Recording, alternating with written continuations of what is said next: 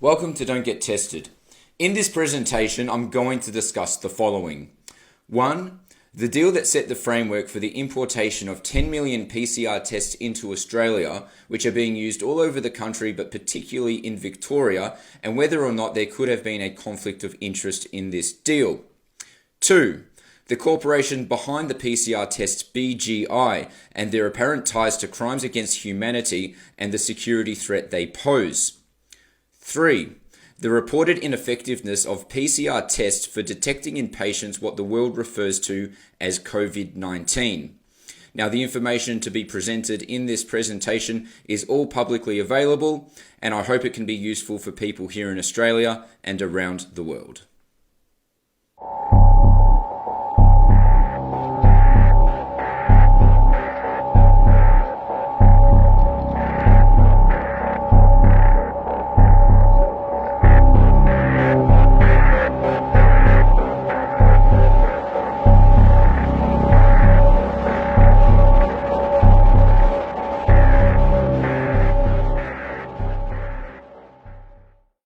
My name is Morgan Jonas. I'm self-employed and live in Melbourne, Australia. The past 15 years of my work has been centred around international trade. My experience includes supply chain and production management and brokering business arrangements between parties from different countries. My work has taken me all over Asia, including multiple trips to China, whereupon I had first-hand experience dealing with CCP-backed corporations. But over the years, I've grown increasingly concerned about CCP influence in Australia. And last December, I decided to host Australia's first ever anti-Daniel Andrews protest, whereupon myself, my event partner and several hundred Victorians took to the steps of Parliament House to express our opposition to the signing of the Belt and Road Initiative. Melbourne, Australia is home to the world's strictest and longest COVID lockdown. Millions have been forced into government dependency. Countless amounts of jobs and businesses have been lost that will never come back, and civil liberties have been all but destroyed. Since COVID-19 came to Australia, we have witnessed a concerted attempt by our leaders to coerce the population into getting tested. From the multi-million-dollar taxpayer-funded billboard and media campaigns to the fear-mongering tactics used by our Premier Daniel Andrews, who routinely exploits the deceased without ever providing any evidence on whether or not they died as a result from COVID-19 or something else. What's most alarming is that all the destruction and irreparable damage inflicted upon society can be directly attributed to government policy which is based on nothing more than PCR test figures. So given this fact, I wanted to find out as much as I could about the supply chain of these PCR tests, such as where they're manufactured and by which corporation, who stands to make the biggest profit, and whether or not these tests are even reliable. In this presentation, I'm going to share with you what I've researched. On the 29th of April 2020, a press conference was hosted in Melbourne by three individuals: the Federal Health Minister Greg Hunt, mining billionaire Andrew Forrest, and an official from the Chinese Communist Party, a former cyber spy and current serving Victorian and Tasmanian Consul General Long Zhu. The purpose of the conference was to inform the public of a huge deal brokered between Andrew Forrest's charity, the Minderoo Foundation, and BGI Group, a Chinese biotech conglomerate. Forrest announced that Minderoo had set aside $320 million for the importation of 10 million PCR tests, as well as COVID testing machinery, and for teams of Chinese experts to travel to Australia. The equipment was all flown in on chartered flights, and according to Forrest, it was the federal government that approached him to ask for assistance in sourcing this equipment, with the understanding the funds would later be repaid by the government. Here are some highlights. So I am absolutely delighted today to announce a groundbreaking and fundamental partnership for Australia between the Australian government and Minderoo and the pathology sector. Andrew, through his work, has been able to secure on behalf of the Australian government 10 million PCR coronavirus tests. I can report that every single machine is here in Australia. 9 are under commissioning and 2 are under installation, of a total of 11 machines. and they are being equipped with, as you've heard from the Minister, 10 million tests. We set aside $320 million to assist Australia any way we could, and this was a business-to-business relationship. I would just like to thank BGI, Chairman Wang. Your integrity to withstand the attacks on the supply lines between yourself and myself is unimpeachable. I would like to thank you and all of you at BGI. I would like now to introduce a representative of China, our Consul General for Victoria, and a person who obviously is very proud of BGI. Let me, on behalf of the Chinese Ambassador, His Excellency Ambassador Chen Jingye, and on my own behalf, express our warm congratulations and heartfelt appreciations to Mindro and the BGI. As it's known to all, China has attached great importance to international health cooperation. The Chinese government has released information related to the COVID-19 in an open, transparent, and responsible manner. And we have worked closely with WHO and other countries, including shared experiences in epidemic prevention and control, and providing assistance within our capacity. So we are also doing everything possible to help Australia. Ladies and gentlemen, the virus knows no ideology, border, or race. We are all in this together. And do you fear, for example, if Australia doesn't back off on China, that Fortescue's exports could be affected? No, look, the question itself is interesting, but doesn't go to the huge depth of relationship which exists between the business community on both sides and the trust and the friendship. Today is actually an example of cooperation and success. The work that Andrew and Nicola and Minderoo have done with their counterparts, the very welcome and appreciated message from the Consul General, and I thank you for the partnership that we have struck between our two countries. Question for the Consul General. We'll do that separately, thanks. Question for the Consul General. We'll do that separately, thanks. Question for the Consul General. We'll do that separately, thanks. Now there's a few red flags here. 1. By the end of April, it appears the government had probably already secured sufficient PCR test supply. Here's why I'm saying this. Dean Whiting, the Chief Executive of Pathology Technology Australia, was shocked by the deal. He said, quote, "Where we have a problem here was that there was a complete lack of transparency up front and a complete lack of consultation." He went on to say, "We had completed and submitted a very detailed audit of the current technology already available in Australian laboratories for this kind of testing, and we had determined there was more than enough technology already in the field to significantly ramp up testing." And to further support Whiting's statement, once these tests landed, they were immediately transferred to the nation's stockpile and were expected to never be used. 2. The federal government is capable of financing $320 million, especially for an operation that it considers to be in the best interest of public health. Simply put, the federal government did not need Andrew Forrest's money. JobKeeper alone was funded to the tune of $130 billion, so this seems quite peculiar. 3. Forrest implied that without his Chinese connections, this deal would never have been possible. But here's the thing. Since the inception of the COVID-19 crisis, BGI has exploited this situation to sell their tests and machineries all over the world. We're talking about 180 countries and counting. It's not as if you need to be somebody special to make an order with BGI. All you need to do is jump on their website, fill out an inquiry form, and provided you've got the money, BGI will deal with you. It's also important to note that BGI produces hundreds of thousands of these tests per day. Their capacity to produce is enormous. It's not as if we needed to bring 10 million kits into Australia at once. What we could have done was simply bring the kits in as we needed them based on the figures and statistics and what we knew at the time. 4. The presence of Long Zhu. Now, it doesn't appear that Long Zhu was involved in this deal with BGI. So the question is, why was he there and why did Andrew Forrest invite him? When Long Zhu did take the microphone, he seized the opportunity to praise the Chinese Communist Party for their handling of COVID-19. But unlike Labour MP Shoket Moselman, Long Zhou was spared having his home raided by ASIO. Long Zhou's presence also prompted concerns from several in Canberra. Federal MP Andrew Hastie said, quote, "Mr. Forrest should focus on his business interests and let the government run its foreign policy. Now is not the time for games. Australia must come first." The opposition Health Minister Chris Bowen said, quote, "Australians deserve transparency about the handling of the COVID crisis and transparency about contractual arrangements, particularly in regards to large sums of money."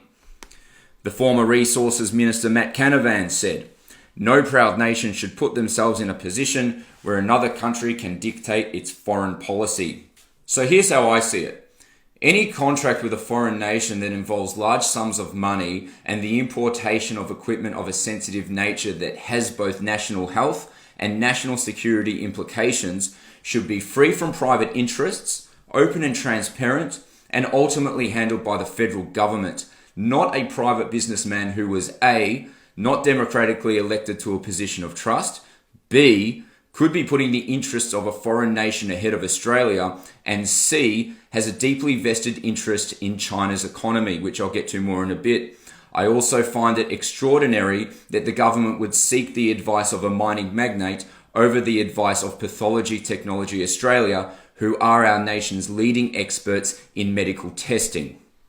In August this year, the Australian filed a Freedom of Information request to the Department of Health for the purpose of releasing details of this deal between Minderoo and BGI.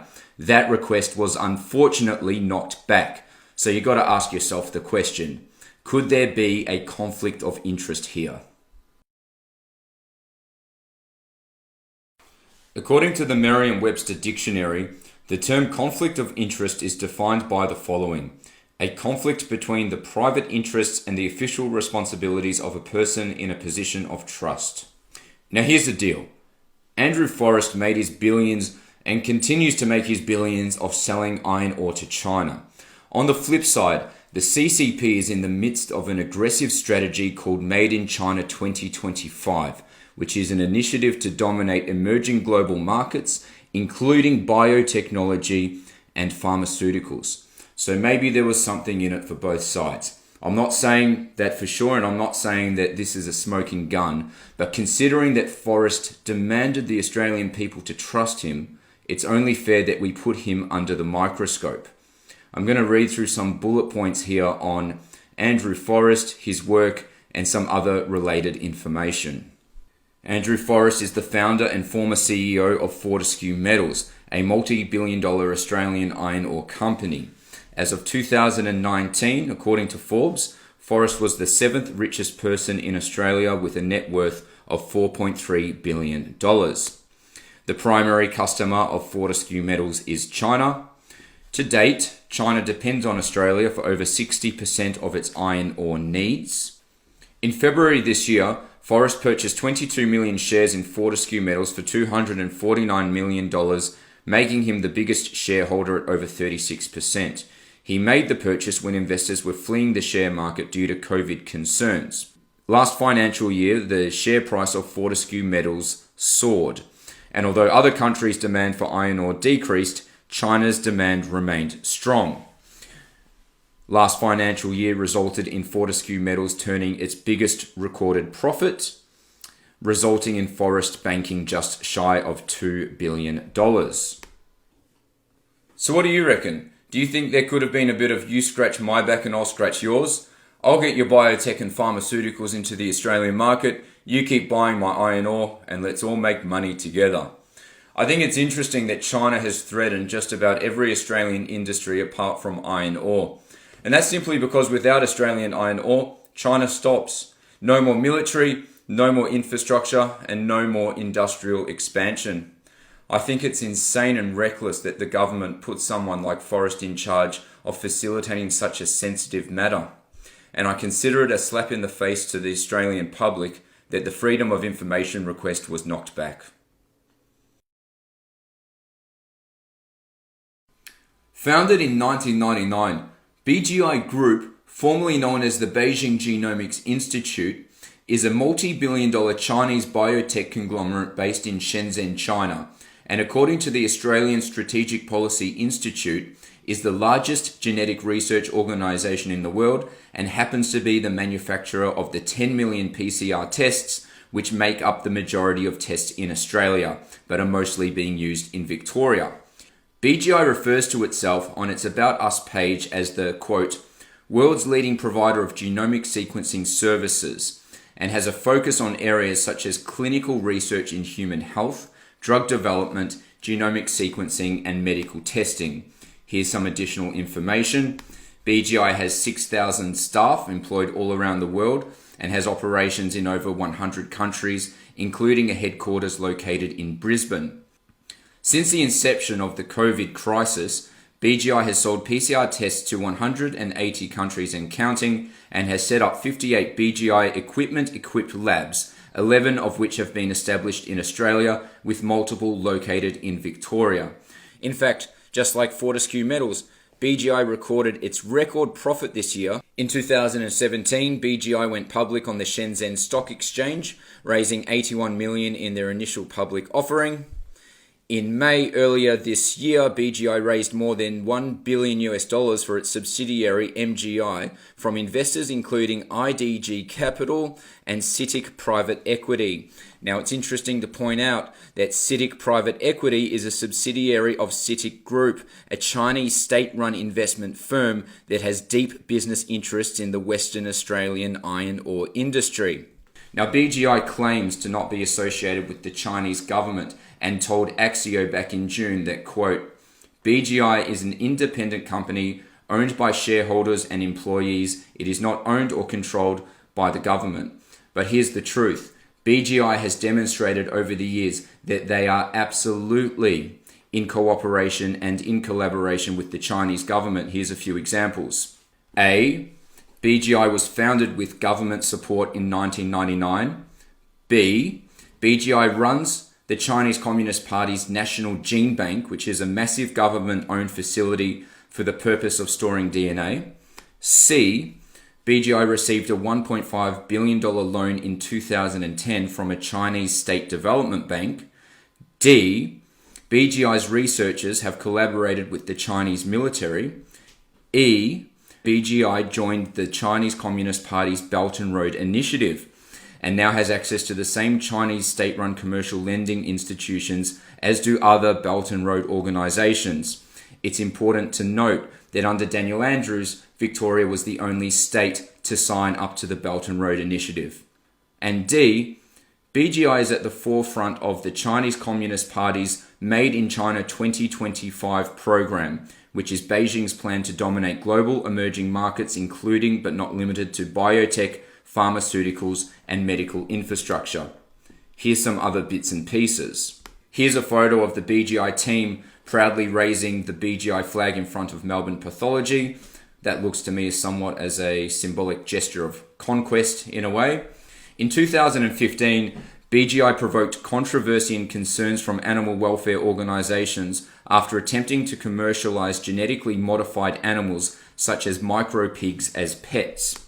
In 2015, BGI broke the sacred medical code when it published the private information of more than 10,000 of its female patients via the online journal nature.com. Last December, BGI told Bloomberg of its plan involving newborn babies and said, quote, BGI has proposed a plan to sequence the genome of every baby born in Shenzhen.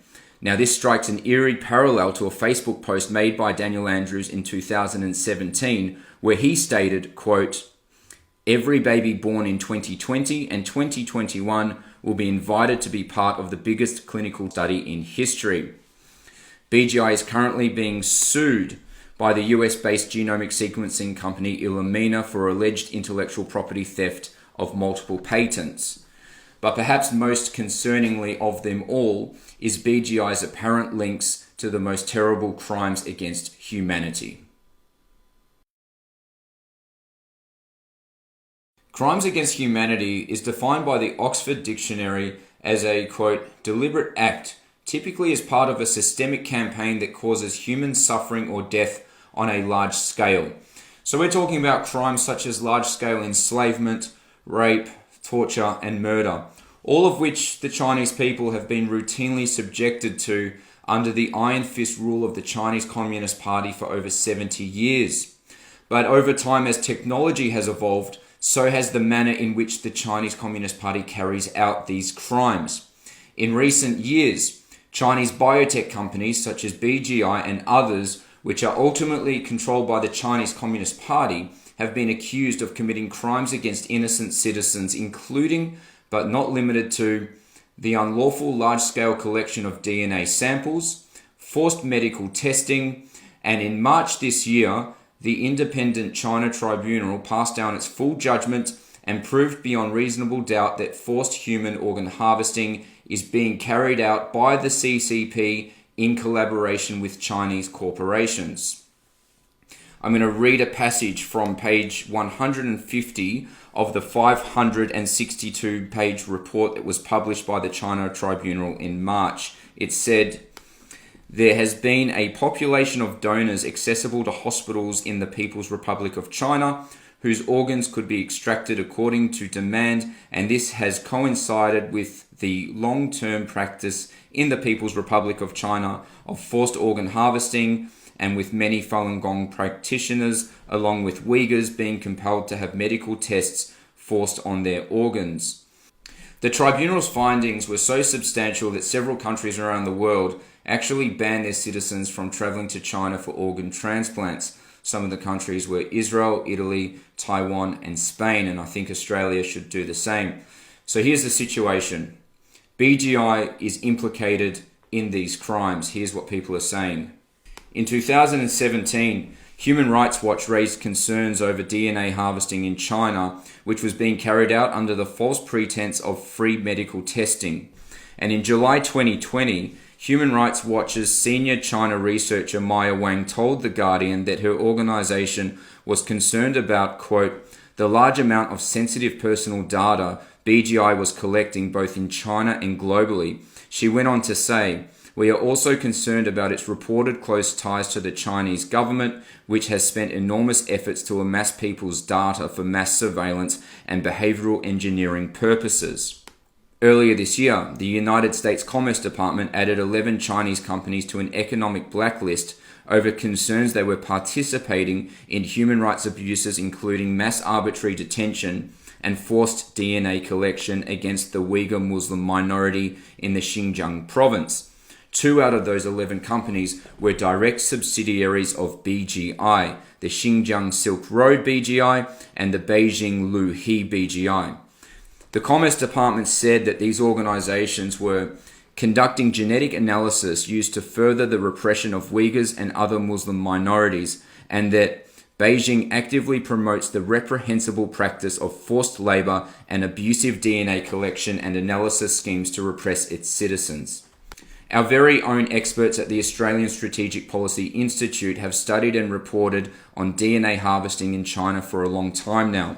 An article written on the 17th of June 2020 titled "Genomic Surveillance" by Emil Dirks and Dr. James Leibold said, "The Chinese government is building the world's largest police-run DNA database in close cooperation with key industry partners across the globe," and went on to say, "Since 2013, Chinese authorities have collected DNA samples from entire ethnic minority communities and ordinary citizens outside any criminal investigation and without proper informed consent. The Chinese government's genomic dataset likely contains more than 100 million profiles and possibly as many as 140 million, making it the world's largest DNA database." The article went on to name Chinese corporations involved, one of them being a BGI subsidiary, once again, called Forensic Genomics. So here's how I see it. In order for forced organ harvesting to be carried out, there must be an on-hand database of human DNA profiles in order to match buyers with organ harvesting victims. And considering that BGI specializes in managing gene banks, as well as their close cooperation with the Chinese Communist Party, I personally consider it incomprehensible that BGI is not involved in these crimes, and that Australia should not support BGI in any way, shape or form for moral reasons, and to also safeguard Australian citizens from future activity.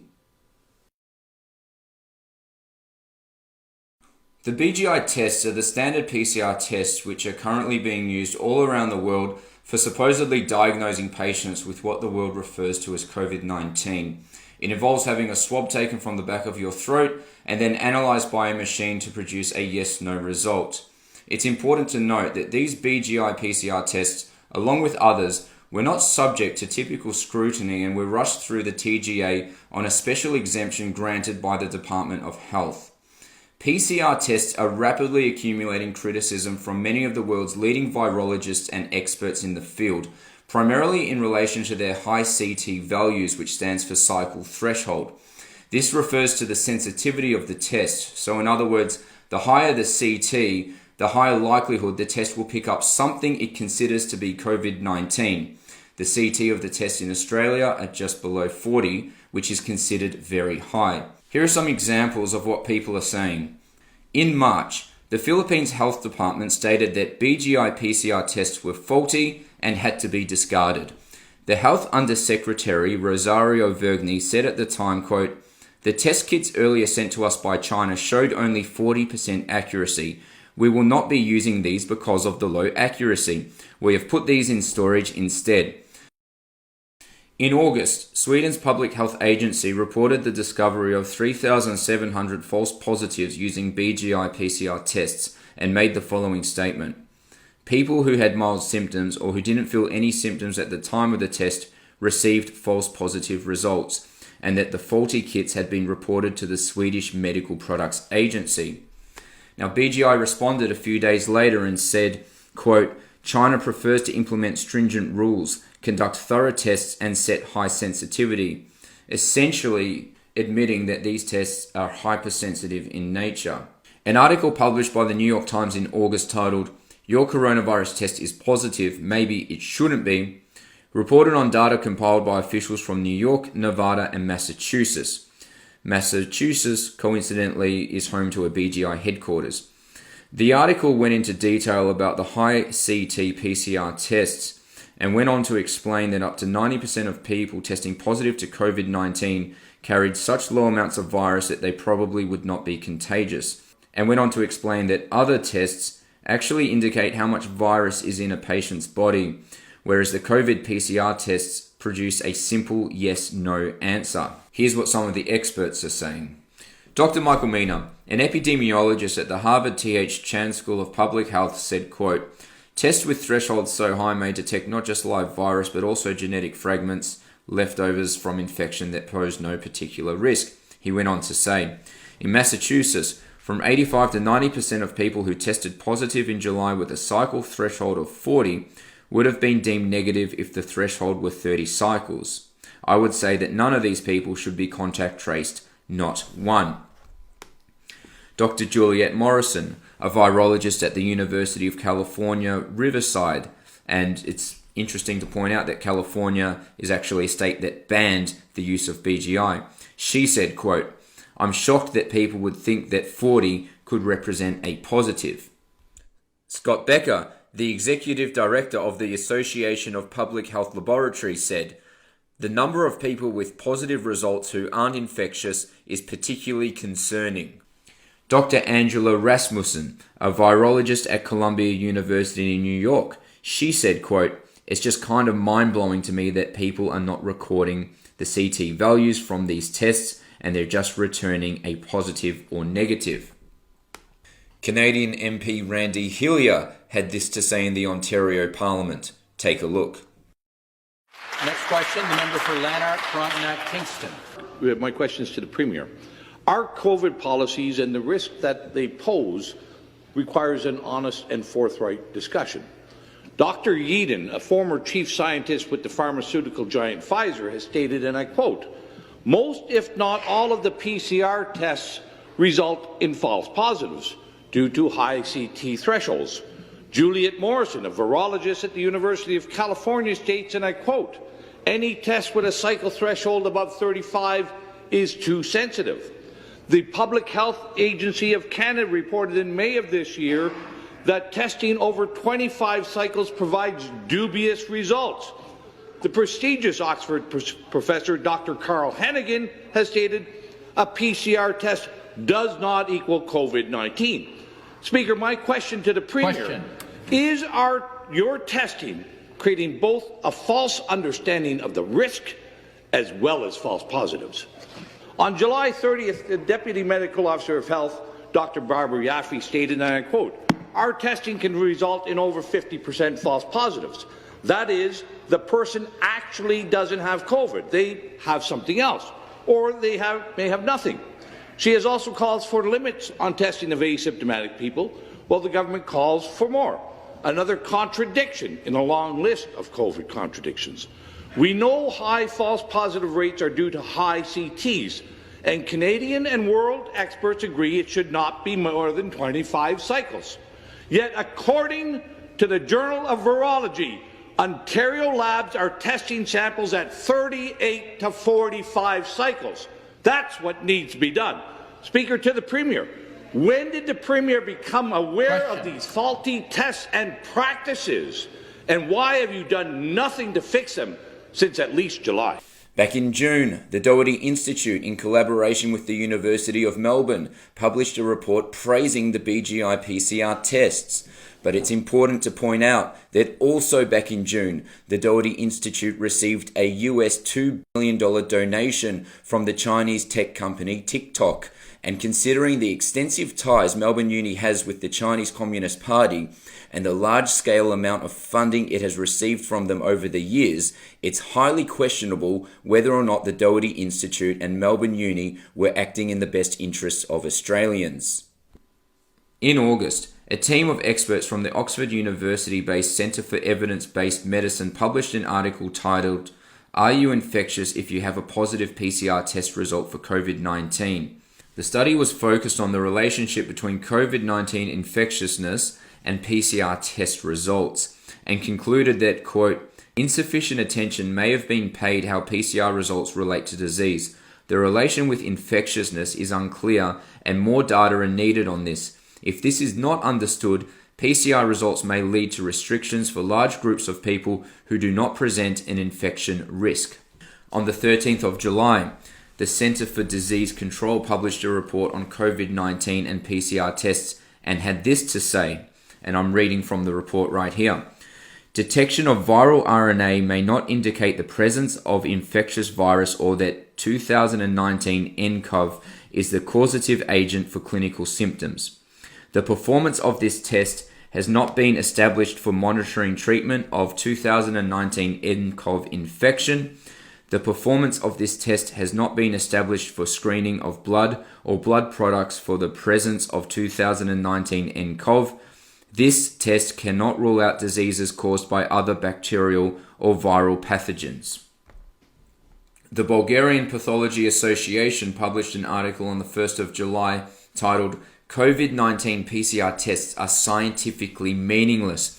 It went on to say, quote, "Lockdowns and hygienic measures around the world are based on a number of cases and mortality rates created by the so-called SARS-CoV-2 RT-PCR tests used to identify, quote, positive patients, whereby, quote, positive is usually equated with, quote, infected. But looking closely at the facts, the conclusion is that these PCR tests are meaningless as a diagnostic tool to determine an alleged infection by a supposedly new virus called SARS-CoV-2. And even our very own Therapeutic Goods Administration was forced to admit on October 1st that, quote, the reliability of COVID-19 tests is uncertain due to the limited evidence base. Available evidence mainly comes from symptomatic patients, and their clinical role in detecting asymptomatic carriers is unclear. The indications for conducting a COVID-19 test have changed through the course of the pandemic. Yet despite this information, Daniel Andrews and other leaders around the world are still coercing the population into getting tested and also mandating testing. You got to ask yourself the question, why? And finally, Kerry Mullis, the creator of the PCR test, who sadly passed away last year, is on record explicitly expressing that PCR tests are not designed to detect people who are sick. Take a look. I want to ask this to Kerry. how do they misuse PCR to estimate all these supposed free viral RNAs that may or may not be there? I think misuse PCR is not quite. I don't think you can misuse PCR. Actually, no, the results, the interpretation of it. See, if you can say, if they could find this virus in you at all, and with PCR, if you do it well, you can find almost anything in anybody. It starts making you believe in the sort of Buddhist notion that everything is contained in everything else, right? I mean, because if you can amplify one single molecule up to something that you can really measure, which PCR can do, then there's just very few molecules that you don't have at least one single one of them in your body, okay? So that could be thought of as a misuse of it, just to claim that it's meaningful. It's not an estimation. No, it's a really quantitative thing. It tells you something about nature and about what's there, but it allows you to take a very minuscule amount of anything and make it measurable, and then talk about it in meetings and stuff like it is important. See, that's not a misuse. That's just sort of a misinterpretation. The measurement for it is not exact at all. It's not as good as our measurement for things like apples. An apple is an apple. You know, you can get something that's kind of like, if you got enough things that look kind of like an apple and you stick them all together, you might think of it as an apple. But and HIV is like that. Those tests are all based on things that are invisible, and the results are inferred in a sense. PCR is separate from that. It's just a process that's used to make a whole lot of something out of something. That's what it is. But it's not. It doesn't tell you that you're sick, and it doesn't tell you that the thing you ended up with really was going to hurt you or anything like that. That's why it's not. Dr. Rainer Fulmich, a highly accomplished lawyer and member of the German Corona Investigative Committee, is preparing to legally challenge the World Health Organization and other key global players for the damage caused by PCR test-based government policy. The three major questions to be answered in the context of a judicial approach to the corona scandal are: 1. Is there a corona pandemic, or is there only a PCR test pandemic? Specifically, does a positive PCR test result mean that the person tested is infected with COVID-19, or does it mean absolutely nothing in connection with the COVID-19 infection? 2. Do the so-called anti-corona measures, such as the lockdown, mandatory face masks, social distancing, and quarantine regulations, serve to protect the world's population from corona? Or do these measures serve only to make people panic so that they believe, without asking any questions, that their lives are in danger, so that in the end, the pharmaceutical and tech industries can generate huge profits from the sale of PCR tests, antigen and antibody tests, and vaccines, as well as the harvesting of our genetic fingerprints? Not only are PCR tests expressly not approved for diagnostic purposes, as is correctly noted on leaflets coming with these tests, and as the inventor of the PCR test, Kary Mullis, has repeatedly emphasized. Instead, they're simply incapable of diagnosing any disease.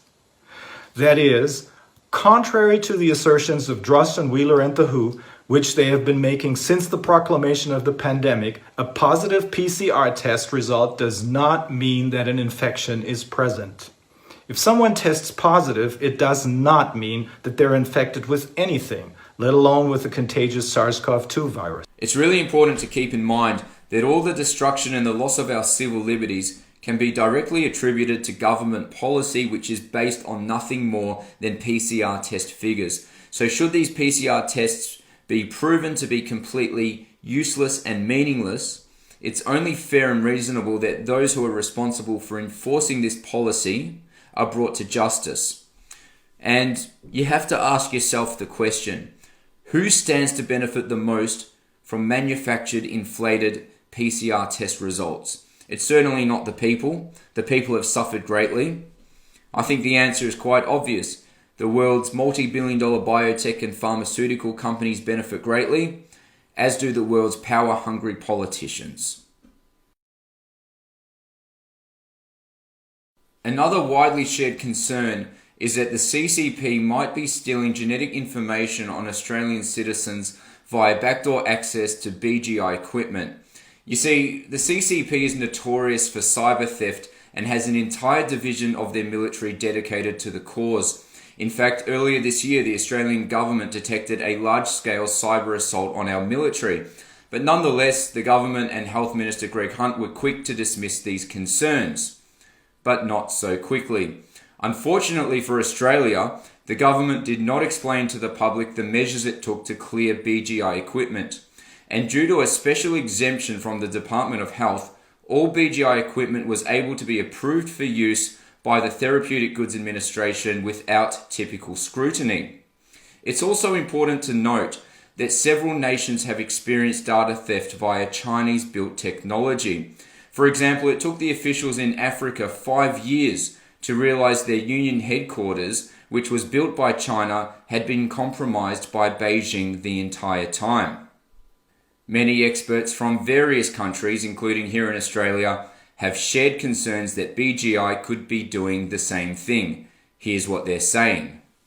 In April 2020, Israel's biggest healthcare provider, Khalid, made the decision not to work with BGI out of security concerns. An article from the Times of Israel stated that, quote, Khalid CEO Johanan Locker made the decision over concerns BGI and the Chinese government could gain access to sensitive information on its 4.9 million customers, including on their DNA. Bob Kocher, a California-based physician and coronavirus testing task force volunteer, expressed concerns regarding BGI's aggressive business model and that China might gain access to patient data via BGI equipment. Subsequently, the state of California officially decided to ban the use of BGI. Earlier this year, the US National Counterintelligence and Security Center drew parallels between BGI and Chinese tech giant Huawei and warned that BGI could likely be used by the CCP to capture and exploit patient data. In a report published in the US Office of Director of National Intelligence by Science and Medical Experts, additional concerns were raised that citizen DNA information could be weaponized if captured by a hostile actor, potentially resulting in the targeting of individuals for surveillance, extortion or manipulation, as well as gaining a market advantage over the United States. In October 2020, the US Department of Homeland Security and State Department applied pressure on the Nevada state government to not use 250,000 donated BGI tests, once again out of concerns of patient data theft. An article published by the Associated Press on the 15th of October said, the warnings from the Department of Homeland Security and the State Department led the office of Nevada Governor Steve Sisolak in April to direct a Nevada hospital not to use any of the donated 250,000 test kits as officials turned down an offered laboratory deal. In Hong Kong, and despite having very few reported COVID cases, the Hong Kong government has partnered with BGI in a radical plan to test upwards of 50% of the 7.5 million population. This has sparked major concerns from lawmakers, independent media, and activists who fear the CCP could be harvesting their DNA for abusive purposes, similar to the crimes against humanity which are currently being carried out in China. Australia's Professor James Liebold, who is a senior fellow from the Australian Strategic Policy Institute and is somebody who specialises in the study of CCP DNA surveillance in China, he also expressed concerns. This is what he had to say on BGI on Sky News. I don't know that I like the look of a Chinese bio company deep in genomics and the use of DNA being the body that has these tests and these machines that we're paying all this money to import into Australia, and your concerns and my concerns are shared. Yeah, well, Peter, I think I come from the perspective of would I be willing to rock up to one of these testing sites and have my biometric samples taken? How do I know it's not going to end up in Beijing in some police-linked database? But I also come at it from over 20 years of studying Chinese politics as well as Chinese control and surveillance mechanisms. And really, my concerns are kind of twofold. as you pointed out, issues around privacy protection, what's going to happen to that data that is collected, how will it be stored, will it be transferred, how do we know it's not going to be, end up, as I said, back in Beijing somewhere. But also, I come at it from a kind of ethical issue as well. Two of those companies involved in providing those test kits, Beijing Genomic Institute as well as Thermo Fisher Scientifica, have been linked to serious human rights abuses in China's western region of Xinjiang. And, we had to ask about those companies and are we willing to collaborate with them here in Australia? Are there concerns that they might not be worthy partners? We now know a lot more about this virus as opposed to earlier this year. We know that COVID-19 is no more dangerous than the seasonal flu, yet governments around the world persist on destroying their economies and abolishing the God-given human rights of their citizens, whilst the world's biotech and pharmaceutical corporations, as well as their accomplices, profit billions of dollars.